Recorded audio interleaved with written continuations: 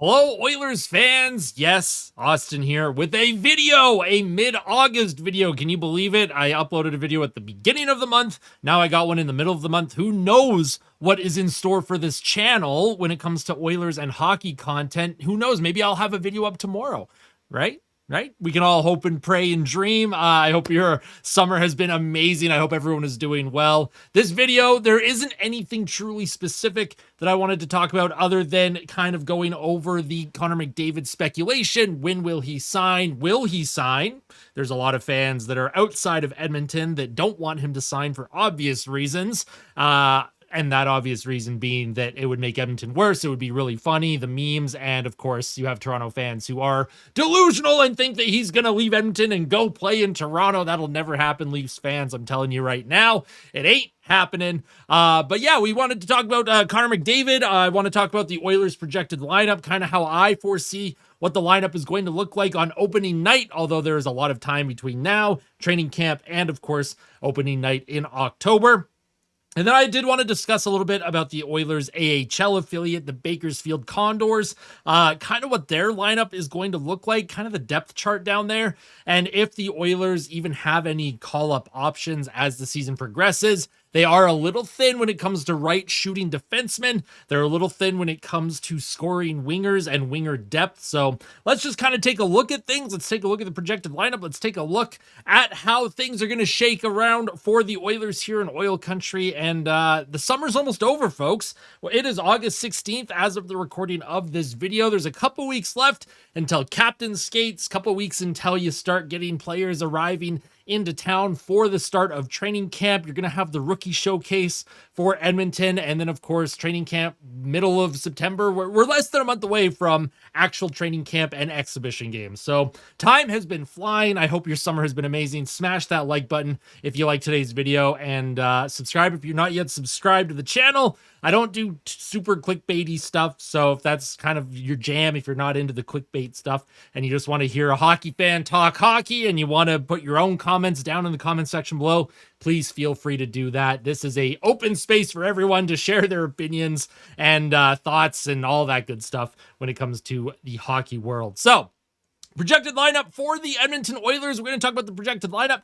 And then, of course, I am going to talk a little bit about the Connor McDavid contract situation because there is some smoke that he may be signing imminently.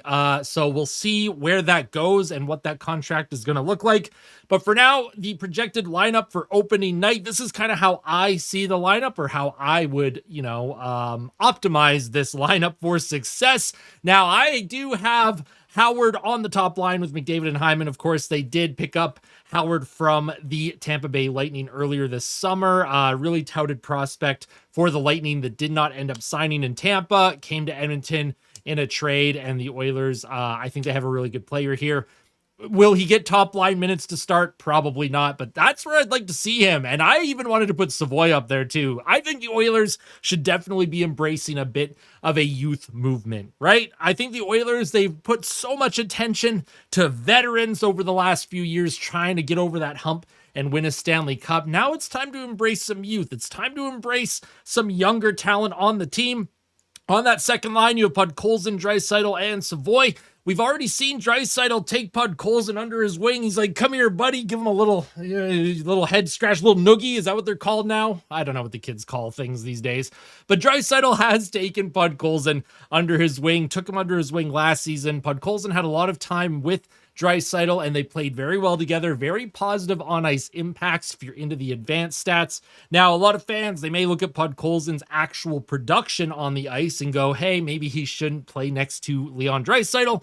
But I really do think Podkolzin is going to come into camp in a shooter mindset. Podkolzin has a very underrated shot. He scored 20 goals in his rookie season with the Vancouver Canucks. He has not hit the 20-goal plateau since then, but I do foresee Podkolzin being more of a shot-first mentality player this upcoming season. I know Draisaitl is kind of their main goal scorer, but at 5-on-5, if you want some depth scoring, if you want scoring on the wings, Vasily Podkolzin is a guy that could put up 20 goals, 25, hell, maybe even 30. Why not, right? Why not even push for 30 goals if you're Podkolzin? He has a great underrated shot when he uses it. He just doesn't use it often.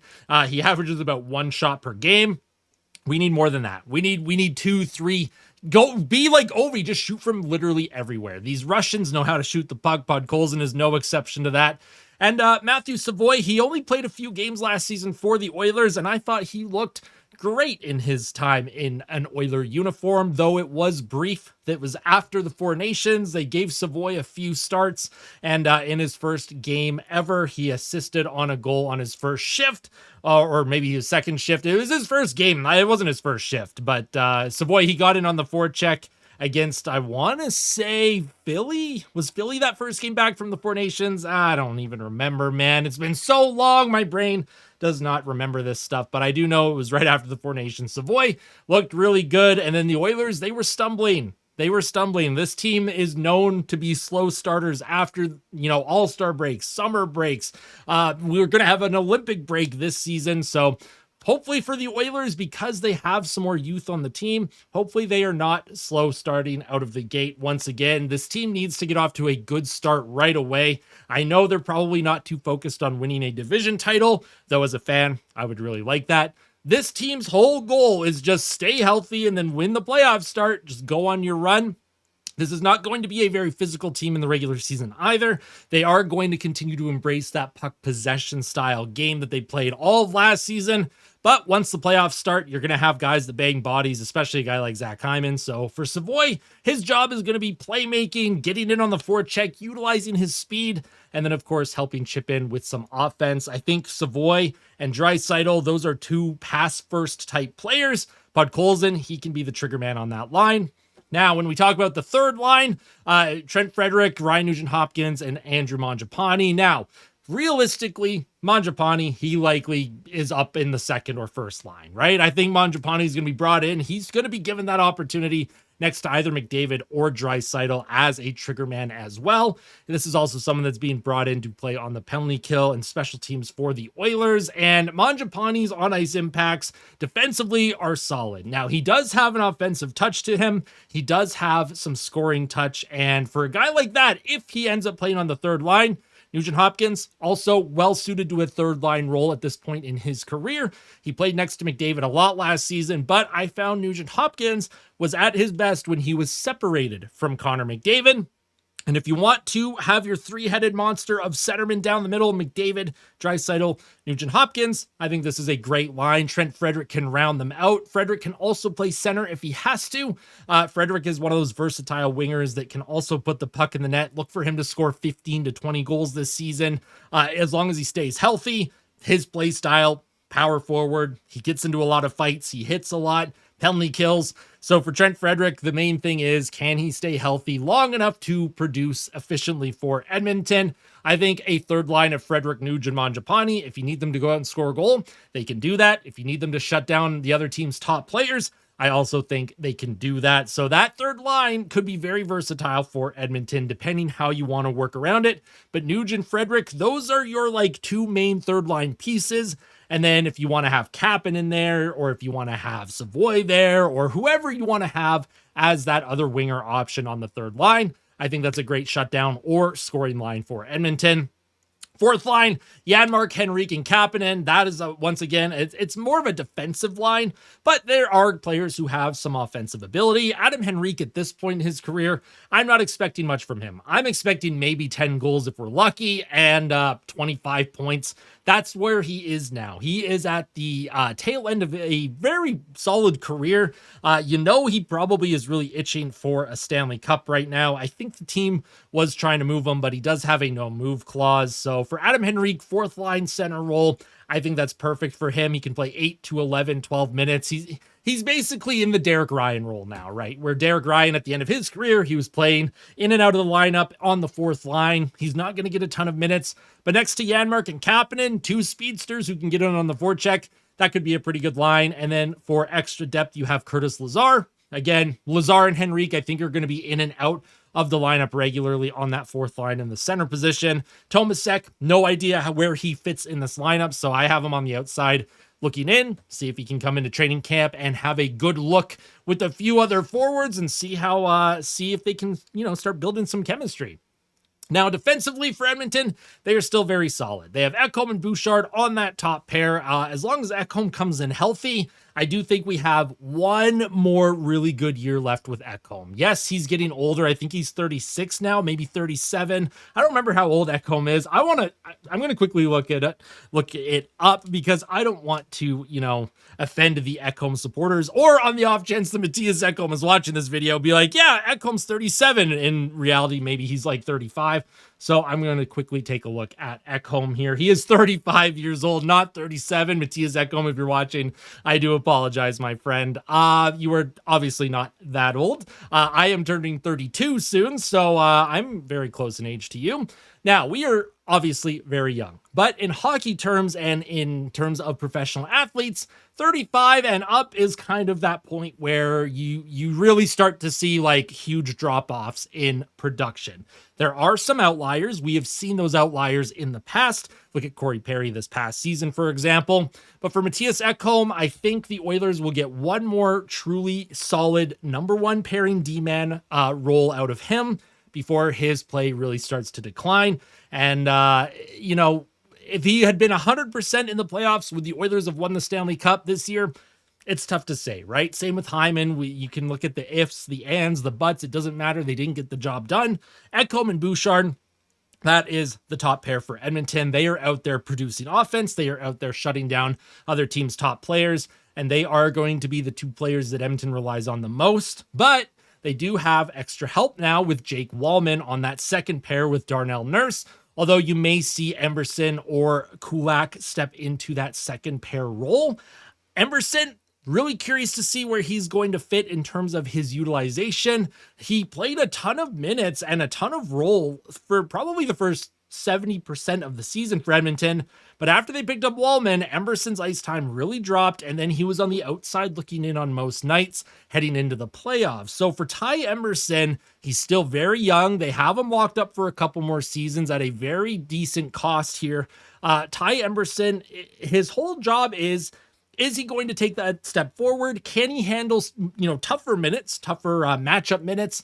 And, what is his ceiling, right?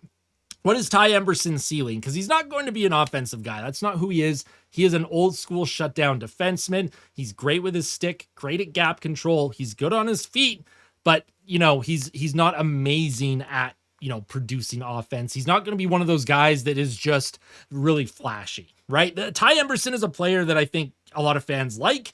I personally, big Emberson fan, and the more he grows into this role in Edmonton, he's going to be part of the future and solution here. I do consider him part of that youth movement in Edmonton. So we'll see how Emberson continues to grow. Brett Kulak coming off a very solid season for Edmonton as well. And then you have Troy Stecher as the seventh D-man. I like the look of Edmonton's defensive core. I think Edmonton's defense is underrated. I think there are a lot of fans who look at Edmonton's defense and they go, well, they need a more secure type of defender. They need more consistent defending. And I think when it comes to the defensive core of this group, it's a solid core. You have a solid top six, and then Stecher as a seventh D-man is also really solid. So their big issue is once again in the pipes. And, maybe issue isn't the word I should use. Their biggest question mark is in the pipes here. You have Stuart Skinner returning as the likely starter. You have Calvin Pickard returning as the backup. And for the Edmonton Oilers, they did not go out and get a starting goaltender this season, this offseason, whatever you want to call it. This is a position that I think Stan Bowman and the, internally in the organization, they have faith in Stu. He's only 26. This is usually the time where goalies start becoming regular NHL starters. 25, 26, 27 is usually that age where they jump in. It's like baseball players, right? An MLB player usually is not full-time in the majors until they're 25 or 26. That's just kind of the nature of how certain players develop. Goaltending in the NHL is very similar unless you are like an elite starter, or if you are coming from like Russia or Finland or Sweden. They tend to, their goaltending programs tend to be much stronger than Canada's nowadays. And for Stuart Skinner, he doesn't even have to be amazing, right? All we're looking for from Stu this season with his glorious mustache is consistency. All we're looking for is a 905 save percentage basically every night, right? Can you average a 905 save percentage almost every night? Can you give the team a chance to win? Can you make sure that, we're not getting down early in games? That's what we're looking for. And the Oilers, it seems like the way they have addressed the goaltending situation, they got rid of Dustin Schwartz as their goaltending coach, and they brought in, I'm forgetting his name now. I did a video on it a couple weeks ago you can watch. They brought in another goaltending coach, and hopefully that is enough. If it's not, Bowman better be on the phones early in season. We saw Colorado last year on the phone getting Wedgwood and Blackwood by December because, that was their weak point. It was goaltending. For Edmonton, their weak point is still in the crease. Calvin Pickard, he does what he's supposed to do as a backup. This is someone that if he has to take over the reins from Stu early in the season, Edmonton is probably in big trouble. And that's no disrespect to Calvin Pickard. That's just the reality of the situation. So let me know your thoughts on this lineup in the comment section below. Let me know who you think the Oilers could be targeting if they do go out and get a goaltender. It'll be very interesting to see how this lineup shakes up, because when we take a look at the AHL depth chart here on defense, oh my goodness gracious, if Brown is up at any point this season, I'm not going to be happy. He still has 2 years left on this contract. What a contract. Good job. What's his name? Jeff Jackson. There we go. The summer of Jeff Jackson. Now, goaltenders, we have Unger and Tompkins. They recently signed Tompkins. I think he played for Tampa recently. Unger is a young goaltender who will likely be backup and or starter in Bakersfield. Defensively, Bo Aki, if I'm mispronouncing that, I do apologize. This is his first year at the pro level. He will be in Bakersfield, building his game up. At one point, he was pretty highly touted as an offensively minded right defenseman, but injuries and size, and there's a lot of things going on with Bo Aki that just haven't come to fruition that I think a lot of fans have hoped for. Alec Regula is someone that Edmonton picked up off of waivers from the Boston Bruins last season. Regula has not played in a year and a half. So we'll be curious to see what his status is coming into training camp. Will he be good to go? I don't even know the nature of his injury. I don't know what's going on, but this is a player, again, someone to watch as the season progresses. How are they building up their game? Are they a call-up option? I hope so. If not, you have Dineen as a call-up option. You have James Hamblin, Noah Philp. Noah Philp should be pushing for a full-time roster spot this season, right? If Noah Philp is not on the roster out of training camp, I think it's safe to say that he is likely not a full-time NHL player. But I do hope they give him a true look and a true chance to make the NHL roster. And of course, they have Hudson, who they recently signed from college. They have Szymanski. They have Yarventi. Hopefully Yarventi can stay healthy. Clattenburg is someone to keep an eye on. Petrov, he's basically not an NHLer and likely will never be. And then, Stefan, this is Patrick Stefan's son, James Stefan, who I kind of listed as like a wild card project for Edmonton last year before the season started. His last season with the Portland Winterhawks, he had 50 goals. But if you would take a look in the ECHL, he had 9 points in 12 games last year. With Bakersfield, he had 3 goals in 45 games.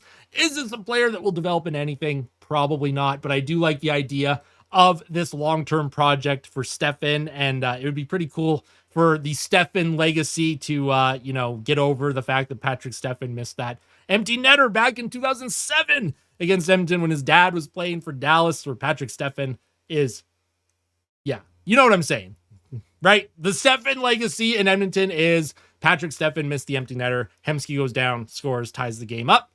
The Oilers lose that game in a shootout, and then Chicago gets Patrick Kane. That's just how the lottery fell. The lottery balls fell that season. The domino effect, the butterfly effect, because Edmonton did not win that game and they did get a point. That led to some crazy standing situations. There are videos on it. I'm ranting at this point. This video is almost 20 minutes of me yapping. So we are going to end it here. I'm really excited. I'm excited for the season. I'm excited to talk hockey. Of course, I want actual news to come out so that I can actually make proper content here, because this is just me kind of regurgitating the same talking points as basically everyone else on the internet until contracts are signed for Connor McDavid, until training camp starts, until that lineup is set for October. That's all speculation. And, I like to speculate, but at the same time, I don't like to create content that is only speculating. So hopefully there's some actual news to come very, very shortly. I love all of you. I hope you enjoyed today's video. Make sure you tell someone that you love them. And as always, fight like a kid, fight like Ben. Let's go Oilers. Hopefully McDavid signs soon. When he does, don't worry. I will have a video up the second that contract is signed. And we are going to discuss everything about it. We know McDavid is going to re-sign in Edmonton. The question is, for how long? That is the question of the day. How long will McDavid sign? And for how much money as well? Leave a comment down below. Tell someone that you love them. Love all of you. We'll see you soon. Take care, Oil Country. See you soon.